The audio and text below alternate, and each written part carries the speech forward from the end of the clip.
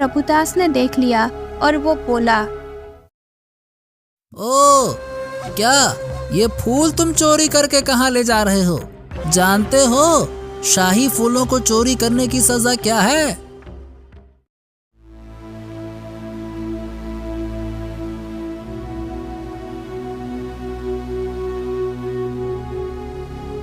माफ कर दीजिए प्रभु जी, मैं आपसे आज्ञा लेना भूल गया। दरअसल ये फूल मैं एक बीमार। बकवास बंद करो, मैं इसी वक्त तुम्हें सैनिकों के हवाले करूंगा, समझे? नहीं नहीं नहीं नहीं नहीं, मुझे क्षमा कर दीजिए प्रभु जी, मुझे चाहे तो सजा दे दीजिए, लेकिन सैनिकों के हवाले मत कीजिएगा। एक ही शर्त पर मैं तुम्हारी चोरी छिपा सकता हूँ और तुम्हारी जान बचा सकता हूँ।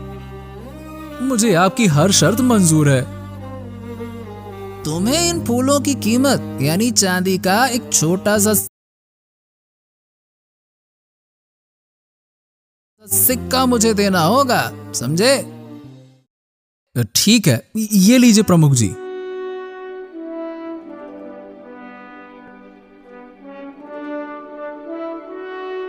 लेकिन एक बात हमेशा ध्यान रखना कि तुम्हें इस बात का जिक्र किसी के सामने नहीं करना है, ठीक है? और जब जब फूल लोगे मेरी दक्षिणा देते रहोगे, ठीक है ना? ठीक है प्रमुख जी।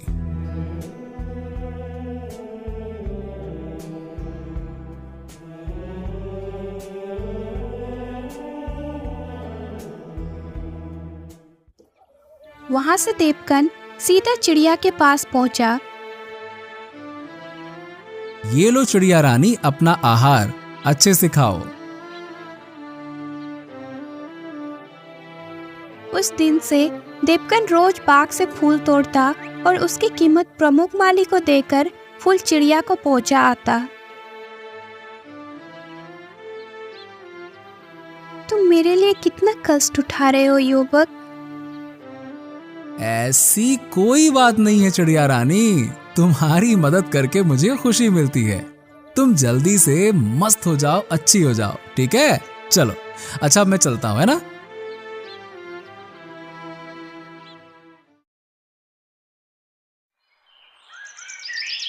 इसी तरह कई दिन बीत गए और एक दिन जब वो शाम को बाग से फूल लेकर चिड़िया के पास पहुंचा तो उसे उदास देखकर चिड़िया बोली,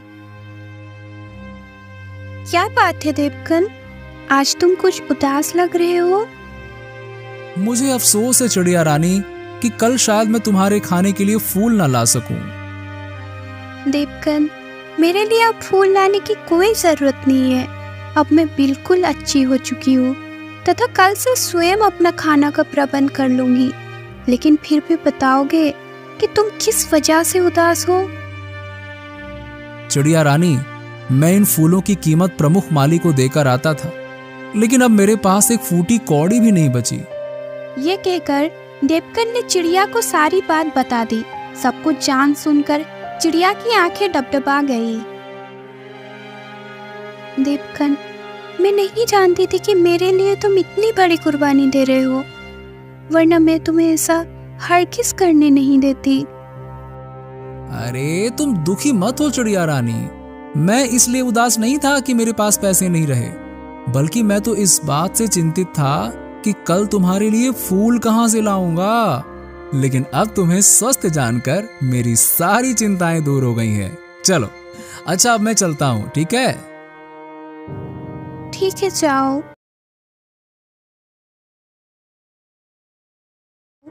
लेकिन मुझसे रोज मिलना ना भूलना। ठीक है चिड़िया रानी।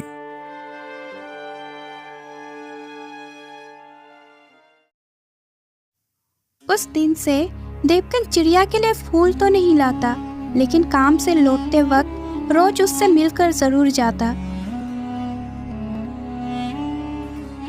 एक दिन जब वो काम से घर लौट रहा था तो उसे चिड़िया से मिलने का ध्यान ही नहीं रहा। देवकन को जाते हुए देख चिड़िया बोली, देवकन, आज मैं ना जाने कब से तुम्हारा इंतजार कर रही हूँ और तुम मुझसे मिले बिना ही जा रहे हो। ओ चिड़िया रानी, आज मुझे ध्यान ही नहीं रहा। बोलो कैसे हालचाल हैं? सुनो, तुमने जो मुझ पर बीमारी के समय उपकार किया उसकी मैं कीमत तो नहीं चुका सकती, लेकिन मैं आज तुम्हें एक ऐसा बीज दूंगी जो शायद तुम्हारा सारा दुख दर्द एवं गरीबी दूर कर देगा। ये कहकर चिड़िया ने अपने घोंसले में से एक बीज उठाया और देवकन की हथेली पर रख दिया। अरे इतना बड़ा बीज! सुनो, ये मृत्युवन संजीवनी वृक्ष का बीज है। इसके फूल सूंघने वाले सदा सुंदर, स्वस्थ और जवान बना रहता है। इस बीज से जो वृक्ष होगा और उसमें जो फूल लगेंगे वो अनमोल होगा। तुम उन्हें बेचकर बहुत सा धन कमा सकते हो, लेकिन ध्यान रखना, इसका वृक्ष 1 महीने में ही बड़ा हो जाएगा और वे फूल उस पर सूर्य छुपने के बाद ही रोज रात को निकलेंगे और भोर होने पे लुप्त हो जाएंगे। इसलिए उन्हें तुम्हें रात ही रात में तोड़ना होगा। चिड़िया रानी, इतना अनमोल बीज देकर तुमने तो मेरी तकदीर ही पलट दी है। लेकिन एक बात बताओ कि इतना अनमोल बीज तुम्हें कहां से मिला? बस संयोग से ही मिल गया। आज मैं सुबह सुबह उठकर आहार के लिए निकली थी। उड़ते उड़ते मुझे एक एक स्थान पर बहुत ही सुंदर दृश्य दिखाई दिया।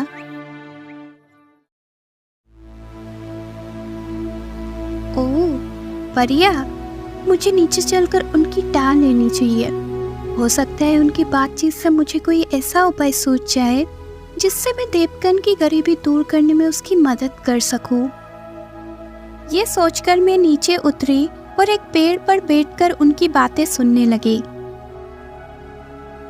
सखी, आज बहुत समय बाद सैर सपाटा करने में बहुत आनंद आया है। मैं तो अब यहाँ रोज आया करूंगी। मैं भी। जब हमने रोज ही यहाँ आना है तो क्यों ना यहाँ मृत्युवन संजीवनी वृक्ष लगा दे, ताकि सैर सपाटा के पश्चात उसके फूलों की महक ले सके और सदा सदा के लिए स्वस्थ वो जवान रह सके। हाँ हाँ, तुम ठीक कहती हो। यहाँ दूर दूर तक कोई इंसान नजर नहीं आता है, अतः वो वृक्ष भी सुरक्षित रहेगा।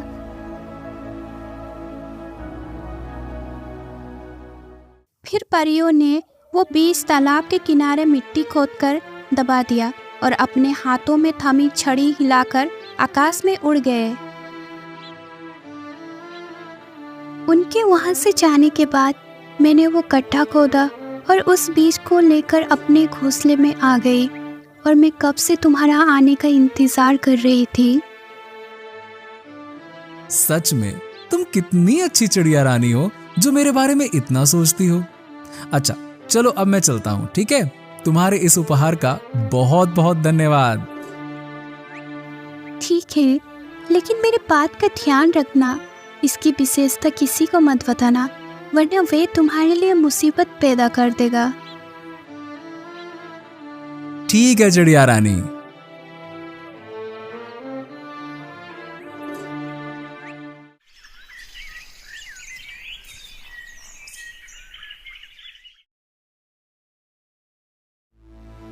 चिड़िया रानी ने ये अनमोल बीज तो दिया है, लेकिन इसे गाड़ूंगा कहाँ?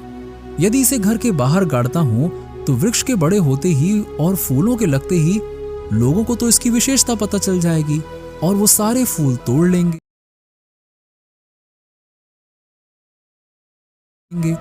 और अपने घर के अलावा मेरे पास ऐसी कोई और सुरक्षित जगह भी तो नहीं है जहां मैं उस पेड़ को लोगों की निगाहों से बचाकर रख सकूं। फिर उस बीज को लगाऊं कहां?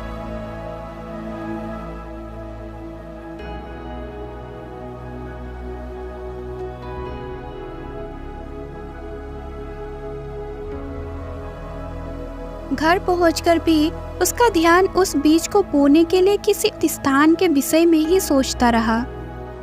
यदि एक बार वो पेड़ उग गया तो शायद फिर मुझे जिंदगी में कभी किसी चीज की कमी नहीं रहेगी। महाराज ही मुझे उन फूलों की मुंह मांगी कीमत देने को राजी हो जाएंगे। क्यों ना मैं उस बीज को महाराज के ही शाही बगीचे में बो दूं, तब उसकी उचित सुरक्षा भी होती रहेगी। साथ ही महाराज मुझसे उस अद्भुत वृक्ष को पाकर प्रसन्न हो जाएंगे और मुझे ढेरों इनाम देने के साथ साथ मेरी तरक्की भी कर देंगे। हाँ।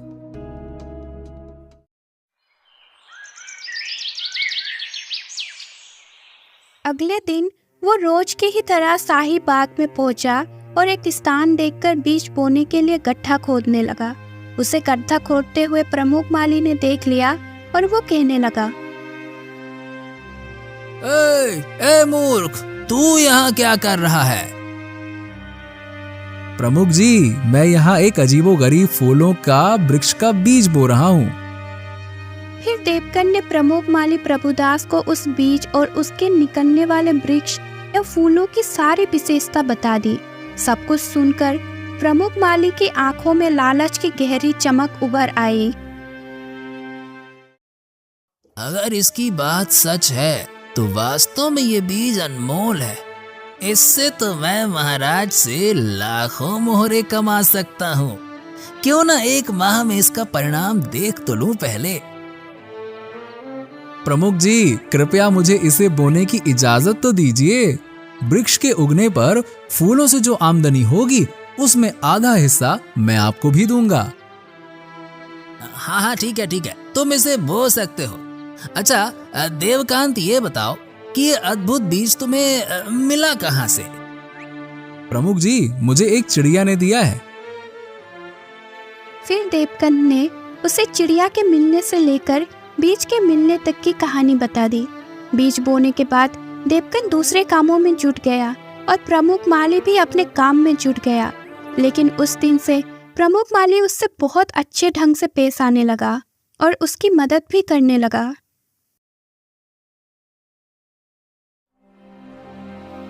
एक एक करके दिन बीतते रहे। बीज से अंकुर फूट निकला और वो दिन प्रतिदिन बड़ा होने लगा। ठीक 30 दिन बाद उस पौधे ने एक विशाल वृक्ष का रूप धारण कर लिया। देवकन और प्रमुख माली दिन भर अपने अपने काम में जुटे रहे। फिर जैसे ही सूरज डूबा, राजमहल और आसपास का वातावरण अद्भुत सुगंध से महक उठा। प्रमुख जी, देखिए वृक्ष पर फूल खिल उठे हैं। वाह वाह वाह देवकांत, कितनी मनमोहक सुगंध है इन फूलों की। क्या बात है, मैं अपने आप को बिल्कुल तरोताजा स्वस्थ महसूस कर रहा हूँ। देवकांत, इसका मतलब ये हुआ कि ये फूल निसंदेह चमत्कारी है ना? तभी देवकन आनंद विभोर होकर फूल तोड़ने के लिए वृक्ष की ओर बढ़ा और झटपट फूल तोड़ने लगा। बस इतने फूल काफी हैं। सिपाहियों, गिरफ्तार कर लो इस चोर को। आज ये चोर रंगे हाथों पकड़ा गया। पकड़ो इसको। हाँ? नहीं, मैंने चोरी नहीं की है। सैनिकों ने तुरंत देवकन के पास पहुंचा। आज मुझे विश्वास हो गया कि आज से पहले भी जो फूल चोरी होते रहे हैं वो भी इसी ने चुराए हैं। नहीं, छोड़ दो मुझे, मैंने कोई चोरी नहीं की है। ये वृक्ष मेरा है, इसके फूलों का मैं हकदार हूँ। हाँ, पहले जो फूल मैंने बाग से तोड़े थे वो प्रमुख जी की इजाजत लेकर तोड़े थे और उनकी कीमत भी मैंने इनको दी है। पूछो इनसे। चुप कर मूर्ख, एक तो चोरी करता है, ऊपर से सच्चा बनता है। महाराज के बाग में उगे हुए वृक्ष को अपना बताता है। बड़ा आया। जब सैनिकों ने देवकन को मार मार कर अधमरा सा कर दिया तो प्रमुख माली उसके प्रति सहानुभूति जताते हुए बोला,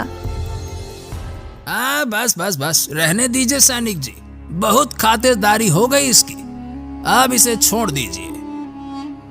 असहाय देवकन सब कुछ जानते समझते हुए भी अपने दुर्भाग्य पर आंसू बहाते हुए अपने घर की ओर चल दिया।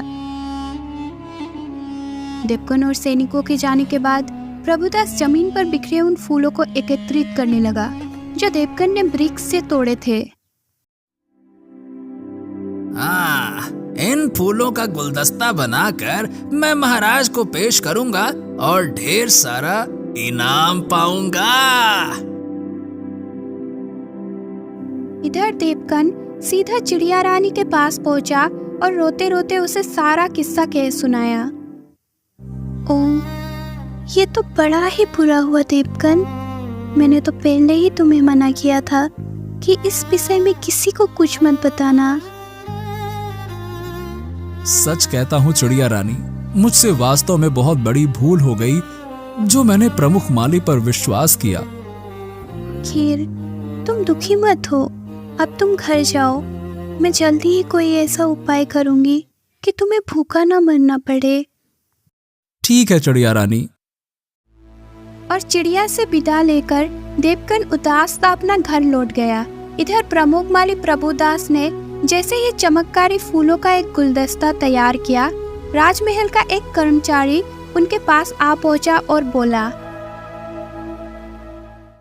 प्रभुदास जी, महाराज ने तुम्हें याद किया है। ओ, मैं तो स्वयं ही उनसे मिलने आ रहा था। चलो चलते हैं।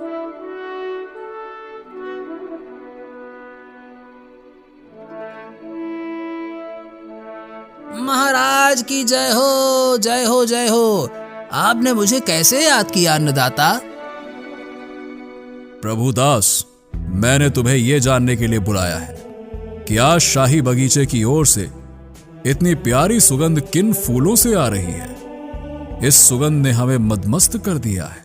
वाह, हमारा रोम रोम पुलकित हो उठा है। हमें ऐसा महसूस हो रहा है जैसे हमारी उम्र 10 साल कम हो गई है, जैसे हम अधेड़ अवस्था से जवानी में लौट आए। क्या है ये? महाराज, ये अनोखा चमत्कार इन अनमोल फूलों का है। इन फूलों के गुलदस्ते को मैं स्वयं ही आपको भेंट करने आ रहा था। अच्छा, लाओ, दो तो सही। गुलदस्ता लेकर राजा ने उसे जैसे ही सूंघा, उसका रोम रोम झूम उठा। वाह, हाँ, तबीयत प्रसन्न हो गई। बिल्कुल वैसी ही सुगंध है। प्रभुदास, ये किस पेड़ के फूल हैं और इनका नाम क्या है? महाराज, ये फूल मृत यवन संजीवनी वृक्ष के हैं। इनको सूंघने से मनुष्य जवान और स्वस्थ रहता है। क्या सचमुच? इसका परिणाम तो आप स्वयं ही देख रहे हैं महाराज। ठीक कहते हो। इस अद्भुत वृक्ष को देखने के लिए हम बहुत उत्सुक हैं।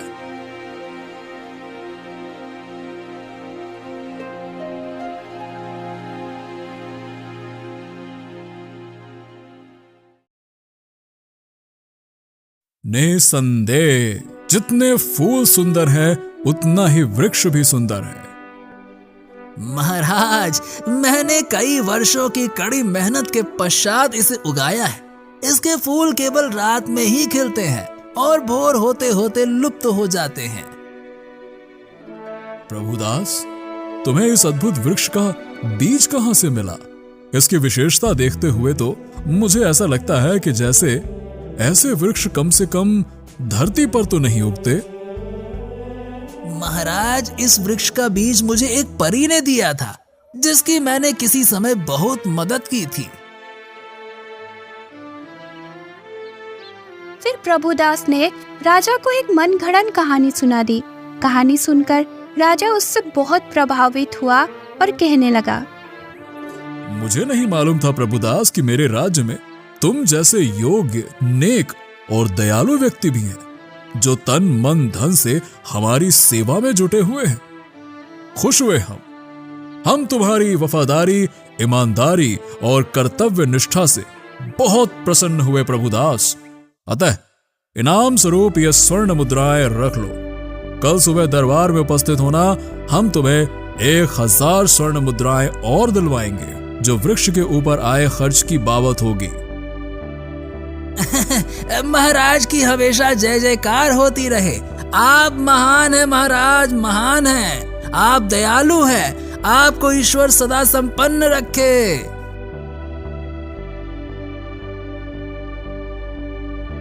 हाँ, एक बात ध्यान रहे प्रभु, कल से तुम मुझे एक फूल का गुलदस्ता पेश करोगे, जिसके बदले तुम्हें रोज 100 स्वर्ण मुद्राएं मिला करेंगी।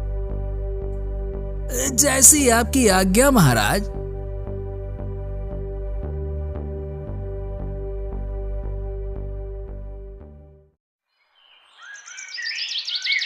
अगले दिन दरबार में जाकर प्रभुदास ने 1000 स्वर्ण मुद्राएं प्राप्त कर ली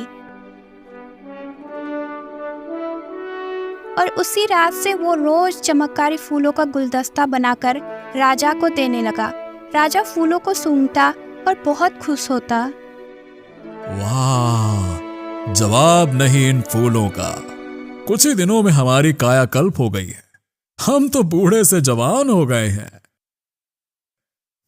उधर देवकन ने एक सेठ के यहाँ मेहनत मजदूरी करना आरंभ कर दिया, जबकि प्रभुदास दोनों हाथों से धन बटोर रहा था।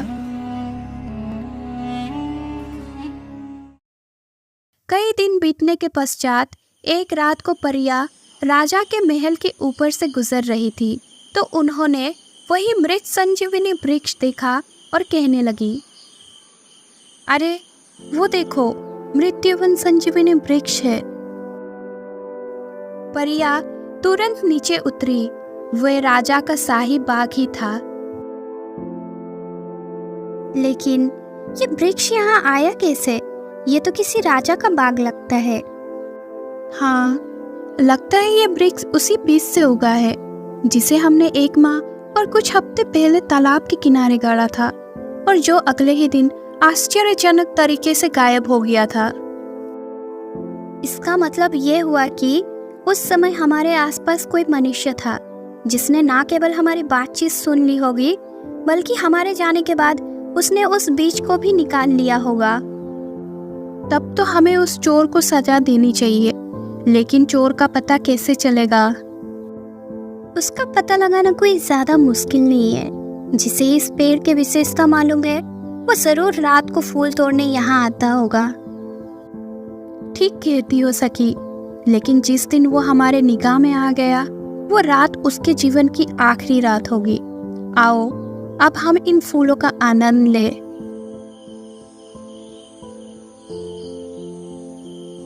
उस दिन से वो परिया रोज रात को वहां आने लगी, लेकिन वो आधी रात को आती थी, इसीलिए उनका सामना कभी प्रभुदास से नहीं हुआ। प्रभुदास तो पेड़ पर फूल खिलते ही थोड़ा सा फूल तोड़कर उनका गुलदस्ता बनाकर राजा को दे देता था। विधि का विधान देखिए, राजा की पत्नी के स्वर्गवास हुए तो कई वर्ष बीत चुके थे, लेकिन उनकी एक लौती जवान बेटी जो कि 6 माह से विदेश भ्रमण के लिए गई हुई थी, अचानक एक दिन वापस लौट आई। उसे देखकर महाराज बहुत खुश हुए और कहने लगे, बेटी मधुमिता, तुम्हें देखकर हमें बहुत प्रसन्नता हुई है। और वो अपने पिता को घूर कर देखने लगी। क्यों? क्या हुआ? तुम मुझे इस तरह से घूर क्यों रही हो? पिताजी, ये आप 6 माह में अचानक जवान कैसे हो गए? क्या कोई मृत्युवन संजीवनी आपके हाथ लग गई है? कुछ ऐसा ही समझ लो बेटी। अच्छा, पहले भीतर तो चलो, फिर आराम से वार्तालाप होगी। आओ। लेकिन पिता और बेटी को एक दूसरे से मिलने की इतनी खुशी थी कि खाने पीने और इधर उधर की बातचीत करने के माध्य ना तो मधुमिता को अपने पिता की जवानी का राज जानने का ध्यान रहा और ना ही राजा को इस बारे में उसे कुछ बताया।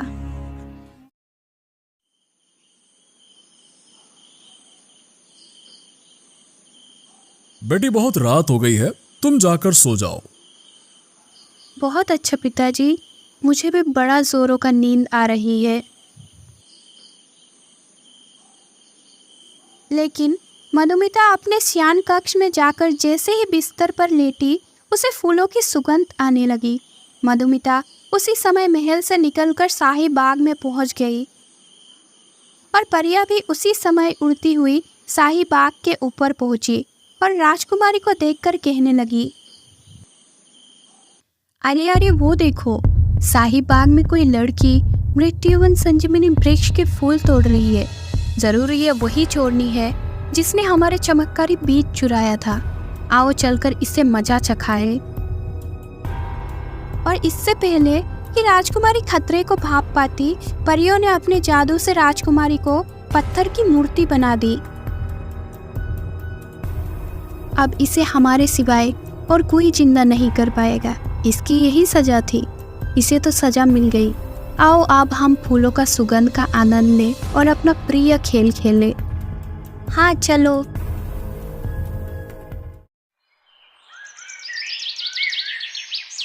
अगले दिन भोर होने के साथ ही पूरे महल में हंगामा मच गया। गजब हो गया महाराज, गजब हो गया। महाराज, राजकुमारी साहिबा बाग में पत्थर का भूत बनी खड़ी है। क्या? महाराज शीघ्र बाग में पहुंचे। बाग में पहले से ही महल के नौकर चाकर और प्रभुदास भी मौजूद थे।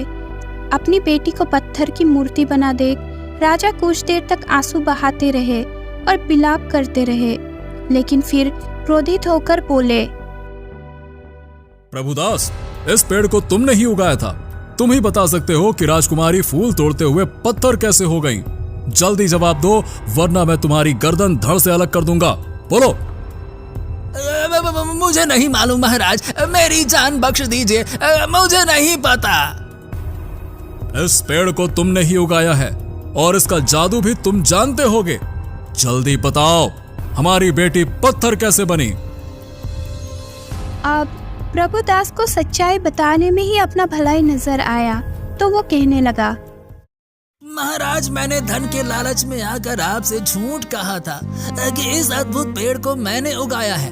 वास्तव में इस पेड़ को उगाने वाला देवकांत है, जिसे मैंने यहाँ से भगा दिया था। क्या?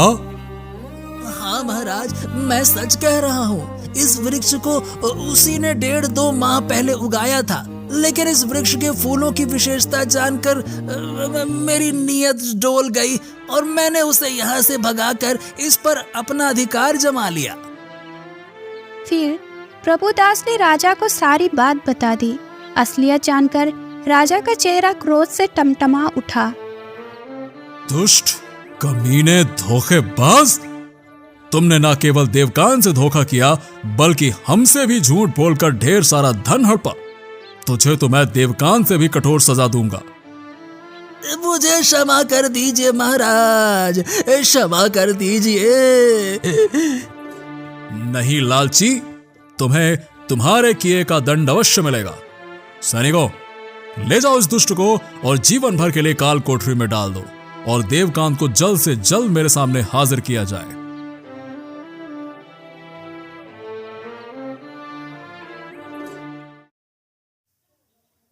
इधर सैनिक देवकन के घर पहुंचे। संयोग से उस समय देवकन घर पर ही था। देवकन सैनिकों के साथ राजमहल जाने लगा।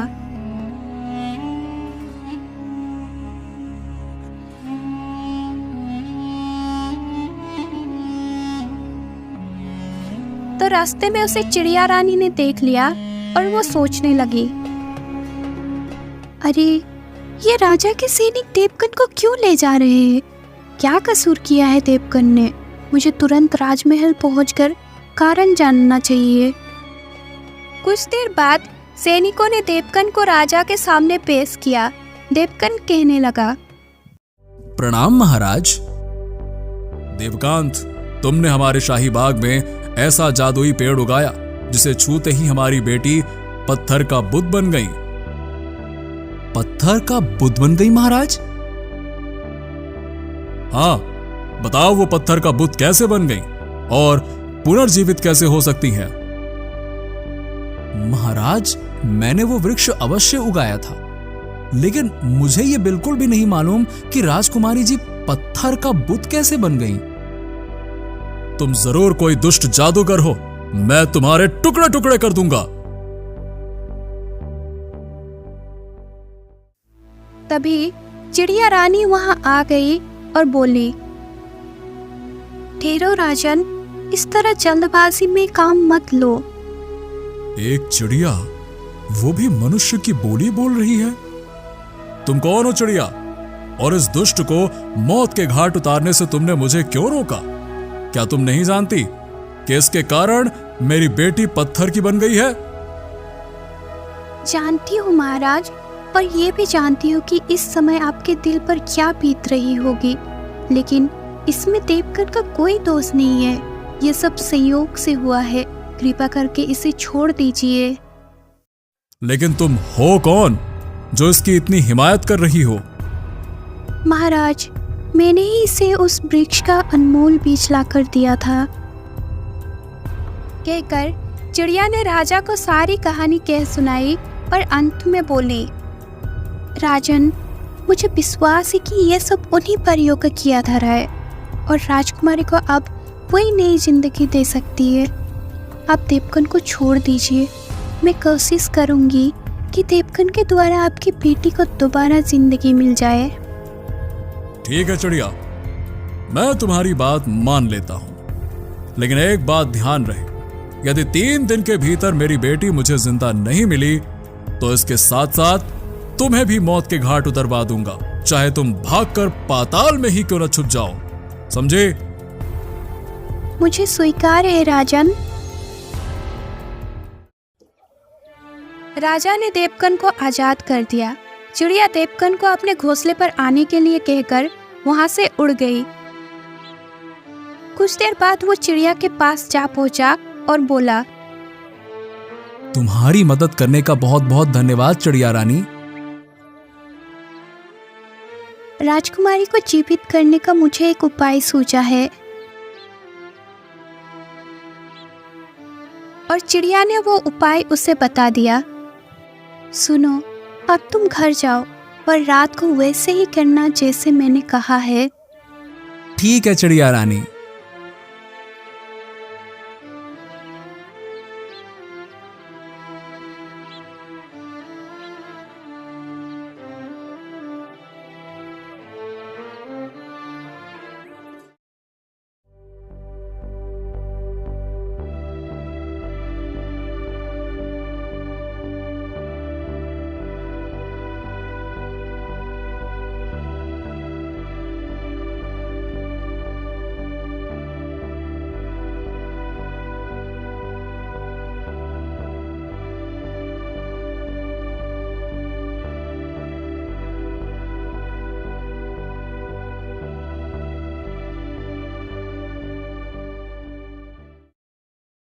अरे सखिया, वो देखो, उस दुष्ट आदमी ने हमारी जादू छड़िया अपने कब्जे में कर ली है।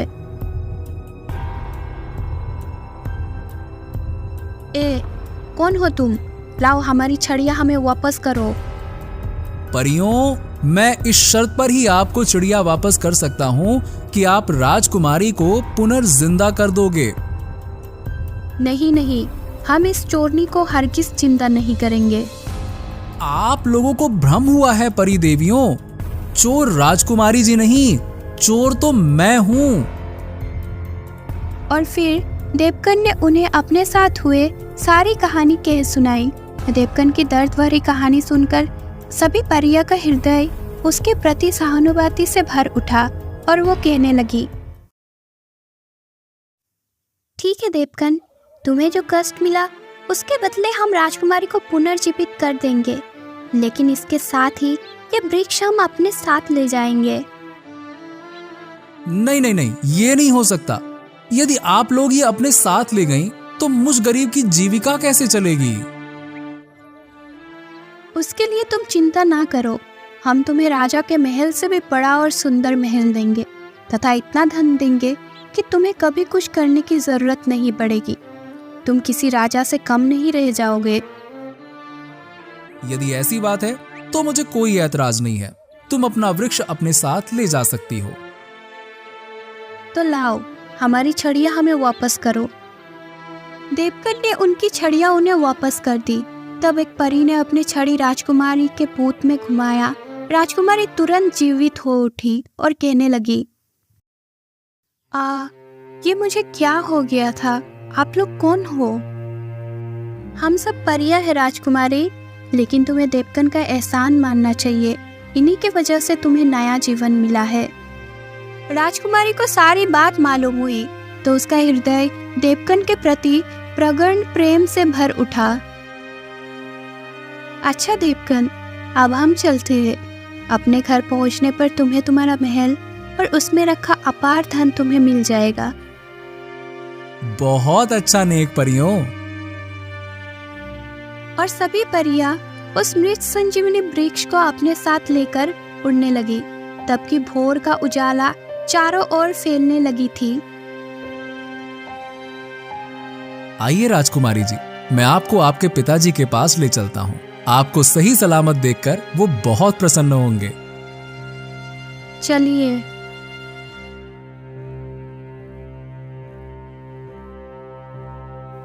और जब देवकन राजकुमारी को लेकर राजा के पास पहुंचा तो राजा अपनी बेटी को देखकर बहुत प्रसन्न हुआ और कहने लगा,